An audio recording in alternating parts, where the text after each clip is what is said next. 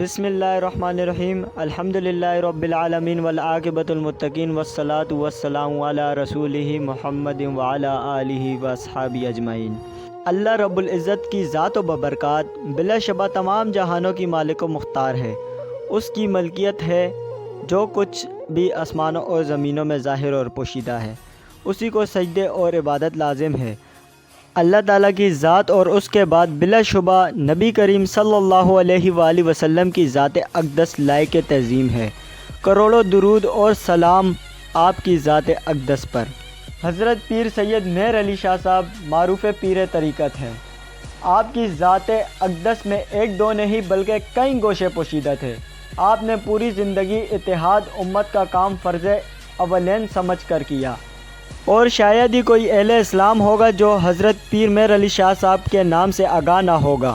خصوصاً آپ کا ذکر خیر قادیانیوں کے جدید امجد مرزا قادیانی کے ساتھ مناظروں کی وجہ سے عام طور پر کیا جاتا ہے۔ یہ ذکر آگے چل کر آپ کے لیے پیش کیا جائے گا۔ ابھی ہم آپ کی خدمت میں پیر مہر علی شاہ صاحب کے ابتدائی حالات مبارکہ پیش کرنے کی سعادت حاصل کر رہے ہیں۔ حضرت پیر صاحب 14 اپریل 1859 میں پیر کے روز اس دنیا میں تشریف لائے۔ اسلامی تقویم کے مطابق آپ کی پیدائش مبارک یکم رمضان المبارک 1275 ہجری میں ہوئی۔ پیر ہی کے روز سرکار دو عالم صلی اللہ علیہ وآلہ وسلم کی بھی پیدائش مبارک ہوئی تھی۔ یوں اس مرد جلیل نے پیدائش کے ساتھ ہی سرکار دو عالم صلی اللہ علیہ وآلہ وسلم سے اپنی نسبت قائم کر لی، یا آپ یوں بھی کہہ سکتے ہیں کہ اللہ کریم غفور الرحیم نے حضرت پیر سید مہر علی شاہ صاحب کو آن حضرت صلی اللہ علیہ وآلہ وسلم کے ساتھ نسبت عطا فرما دی۔ 1857 کے بعد انگریزوں نے غداروں کی مدد سے گویا پورے ہندوستان پر اپنا قبضہ جما لیا تھا، اور مسلمانوں کی ابتری ایک مثال بن چکی تھی۔ انہی حالات میں حضرت صاحب کی پیدائش مبارک ہوئی۔ مسلمان اپنے عظیم ترین عروج کے بعد زوال کا تماشا دیکھ رہے تھے، بلکہ بن رہے تھے۔ بڑے بڑے علماء کرام اور دانشوران عالم پھانسیاں چڑھ چکے تھے۔ جو بچ رہے تھے وہ یا تو وطن چھوڑ کر چلے گئے یا پھر انگریزوں کی قید میں زندگی کی کڑیاں گن رہے تھے۔ اللہ کریم غفور الرحیم نے اس ابتلا کے دور میں، جب کہ فرنگی راج پورے جوبن پر تھا اور ہر طرف انگریزوں کا حکم اور انہی کی ننگی تہذیب کا پرچہ ہو رہا تھا، اس مجاہد اعظم کو پیدا فرمایا جنہوں نے اپنی مجاہدانہ کاوشوں سے اس وقت روحانیت اور شریعت و طریقت کو اجاگر فرمایا، جبکہ انگریز ہر حال میں مسلمانوں سے ان کا قومی جذبہ اور حمید چھین لینے کے در پر تھا۔ انگریز کی کوشش تھی کہ اسلام کے اقتدار کو نصب و نابود کر ڈالیں۔ اسی سلسلے میں اس نے ہر شہر میں مسجد اسکول کھلوائے تاکہ مسلمانوں کے بچوں کو دینی تعلیم سے بازگشتہ کیا جائے اور ان کو عیسائیت کی طرف راغب کیا جائے، مگر اللہ تبارک تعالیٰ نے تو خود ہی اپنے دین کی حفاظت کا ذمہ لے رکھا ہے، پھر کسی کی کیا طاقت ہے کہ دین اسلام کو نعوذ باللہ ختم کر سکے۔ آپ کو بخوبی ان حالات و واقعات کا علم ہوگا کہ کس طرح انگریز معصوم مسلمانوں کو بہکا کر اپنے جال میں پھنسا رہا تھا۔ یہ وہی حالات تھے جن کے متعلق نبی پاک صلی اللہ علیہ وسلم نے ارشاد فرمایا، بے شک اللہ کریم اس امت کے ہر صدی کے سر پر ایسا شخص مبعوث فرمائیں گے جو اس کے دین کی تجدید کرے گا۔ نبی پاک صلی اللہ علیہ وسلم کے درجے بالا ارشاد عالی شان کو غور سے پڑھیں تو آپ کو یقین ہو جائے گا کہ یہ ارشاد عالی شان حضرت پیر سید مہر علی شاہ صاحب کی ذات گرامی پر پورا اترتا ہے۔ حضرت صاحب نے تنہا بدعات کے خاتمے کے لیے بے انتہا کوششیں کی، اور ان کا ایک بڑا کارنامہ تو اس زمانے کے مشہور فتنہ قادیان کے خاتمے کے لیے تحریری اور تقریری طور پر میدان عمل میں وار ہونا ہے۔ حضرت پیر سید مہر علی شاہ صاحب کی ولادت 1275 میں ہوئی، اور ہم نے سابقہ طور پر یہ عرض کرنے کی کوشش کی ہے کہ سرکار دو عالم صلی اللہ علیہ وسلم کی حدیث مبارک کی روشنی میں حضرت صاحب کی ولادت ایسے ہی دور میں ہوئی۔ یوں آپ دیکھیں کہ پیران پیر حضرت محی الدین عبدالقادر جیلانی رحمۃ اللہ علیہ کی ولادت باسعادت 471 اور وصال 562 میں ہوا۔ یہ تو تھی ایک مثال حضرت صاحب کو ہم مجدد کیوں مانتے ہیں۔ اس کے علاوہ اگر آپ غور فرمائیں تو آپ کو صاف نظر آئے گا کہ حضرت صاحب نے ان غلط باتوں کو بھی اصلاح فرمایا جن کا اہل اسلام میں زور ہو چکا تھا۔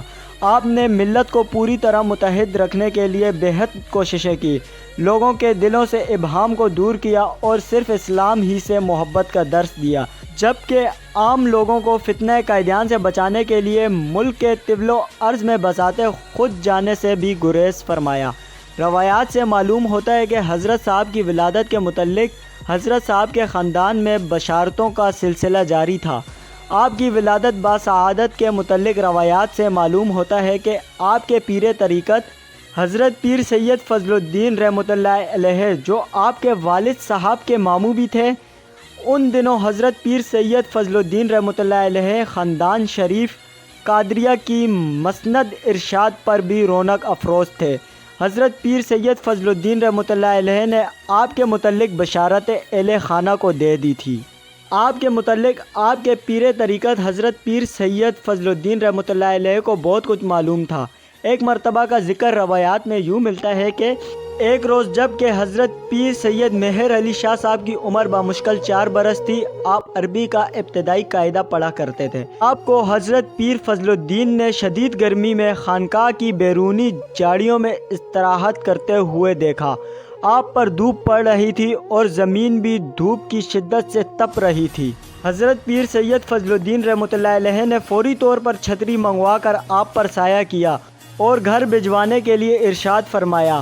جب تک گھر لے جانے کا انتظام نہ ہو گیا، آپ کے پیر طریقت وہیں چھتری لیے کھڑے رہے اور بار بار فرماتے رہے، اسے معلوم نہیں کہ یہ کیا ہونے والا ہے۔ یہ ارشاد کچھ کم معنی نہیں رکھتا۔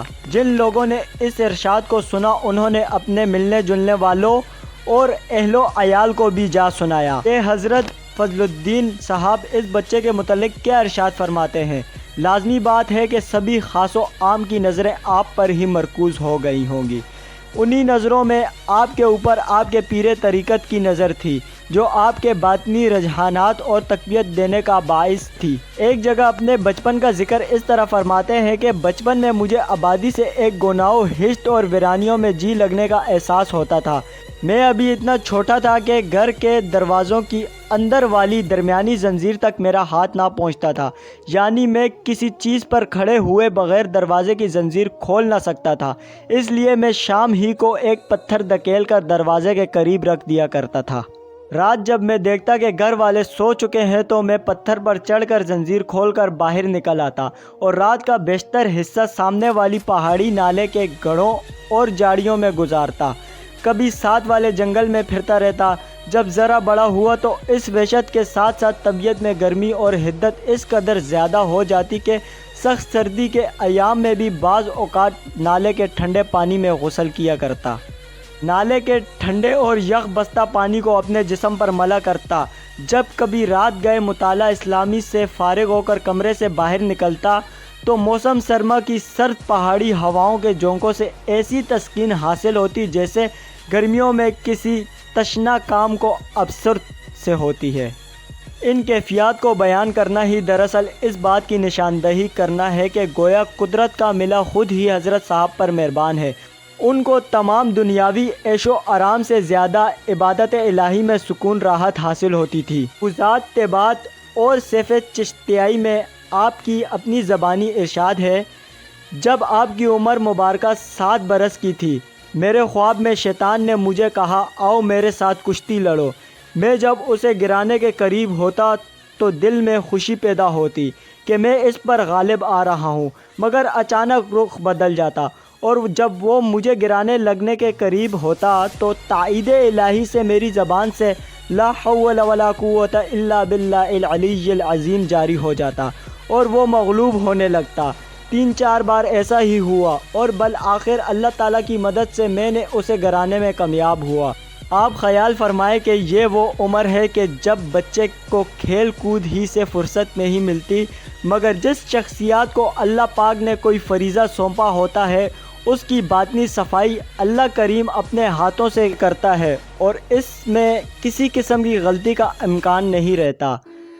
سبحان اللہ ما اجملکا ما احسنکا ما اکملکا، کتہ مہر علی کتہ تیری ثنا گستاخ کی کتہ جا اڑیاں۔ خدا حافظ۔